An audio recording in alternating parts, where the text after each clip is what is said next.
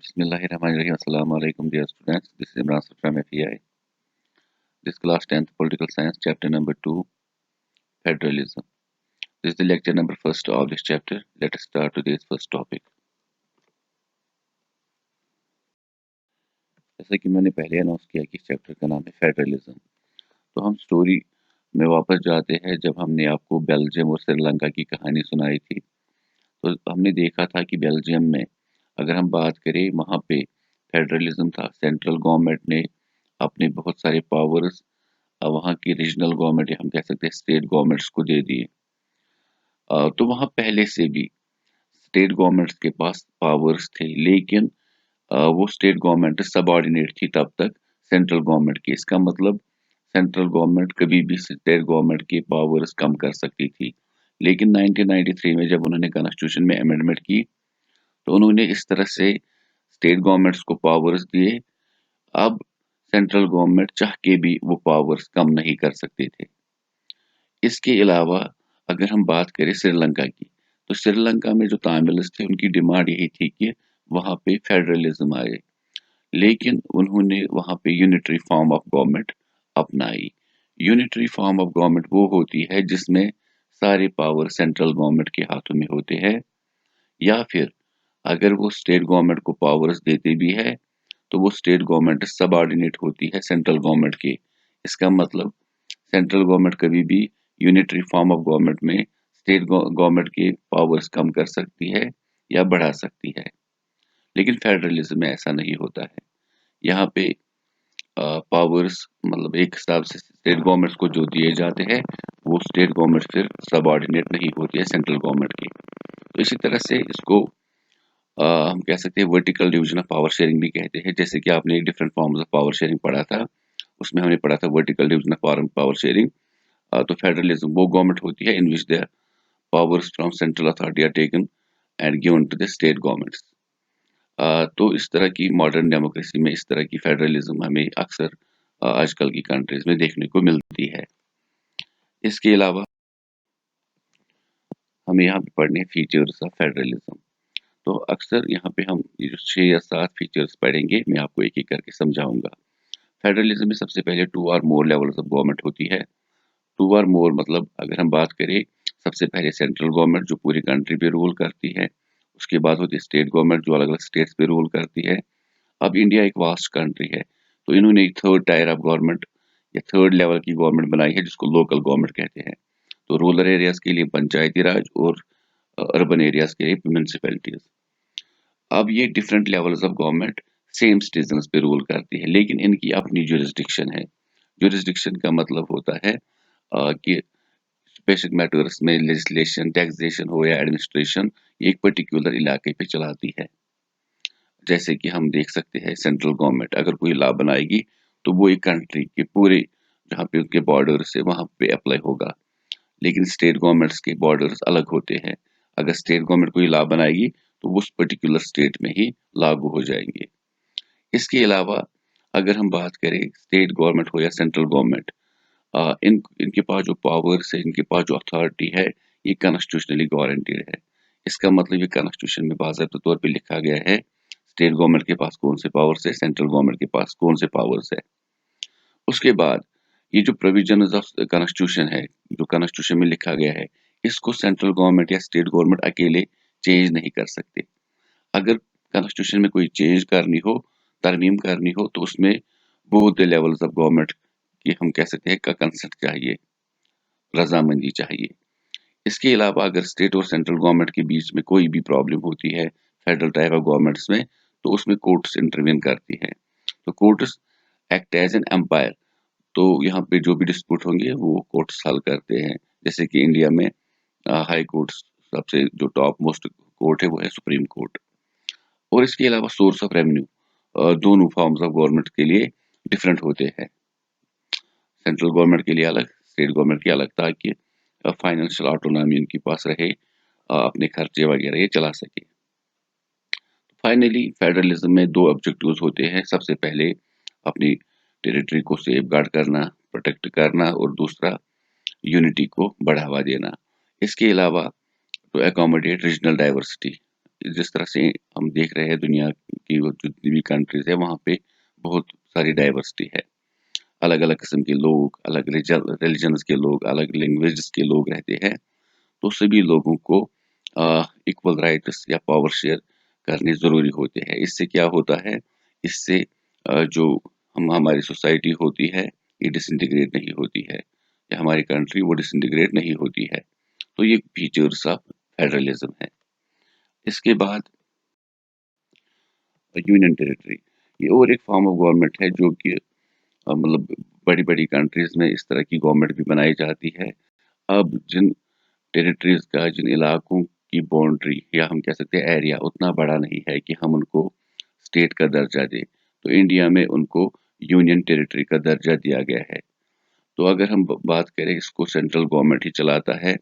इसका administrative head होता है लेफ्टिनेंट गवर्नर, जिसको प्रेसिडेंट नॉमिनेट करता है। तो इस वक्त इंडिया में 8 यूनियन टेरिटरीज है, जिसमें से अगर हम बात करें, सबसे पहले जम्मू एंड कश्मीर है, यूटी ऑफ लद्दाख है, चंडीगढ़ है, दिल्ली है, दमन एंड दीव, दादर एंड नगर हवेली जिसको मर्ज किया गया है वो अब एक ही है।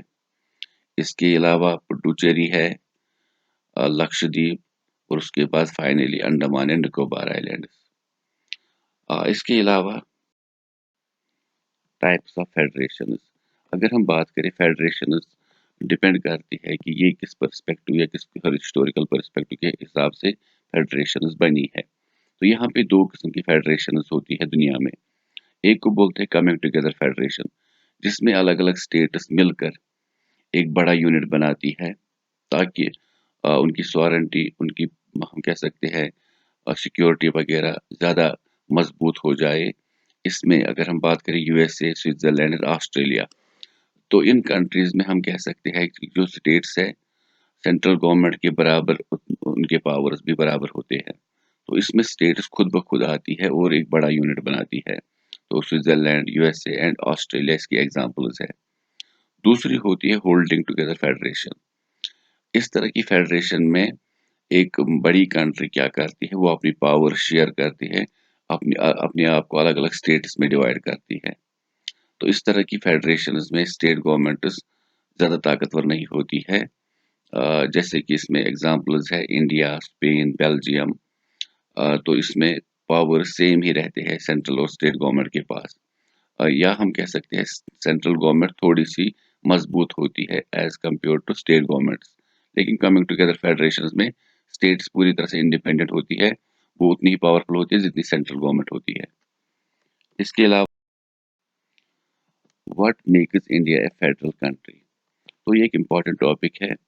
अगर हम बात करें इंडिया किस तरह से एक फेडरल कंट्री है, इंडिया किसी भी जगह पे कॉन्स्टिट्यूशन में कहीं पे भी नहीं लिखा है कि इंडिया एक फेडरल कंट्री है। तो वहाँ पे अक्सर लिखा गया है कि India is the union of states.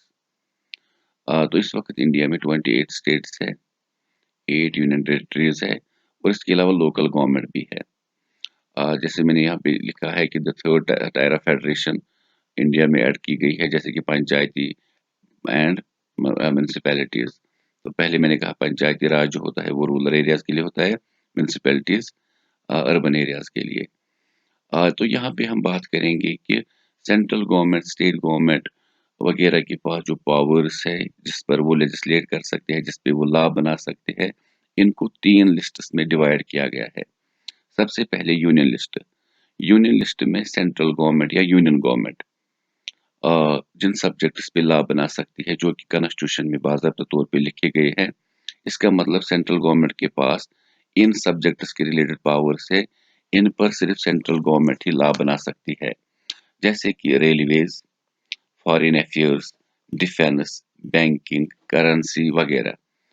तो इसका मतलब इन चीज़ों पे सिर्फ सेंट्रल गवर्नमेंट ही लॉ बना सकती है। सेंट्रल गवर्नमेंट में लॉ मेकिंग बॉडी होती है पार्लियामेंट।